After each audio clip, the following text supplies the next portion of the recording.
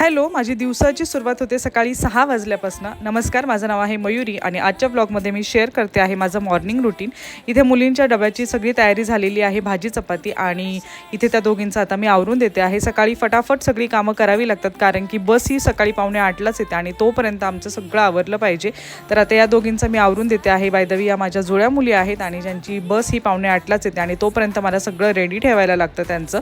त्या आता शाळेला निघालेल्या आहेत. त्या गेल्यानंतर मी घरातली छोटी मोठी कामं उरकून घेते आणि तोपर्यंत जर बाळ उठलं तर त्याला घ्यावं लागतं आणि जर नाहीच उठलं तर मग मी माझा चहा वगैरे घेते. रोज सकाळी ते अशा प्रकारे कावळे दादा येतात आणि त्यांना चपाती टाकावी लागते, मग ते चपाती घेऊन जातात.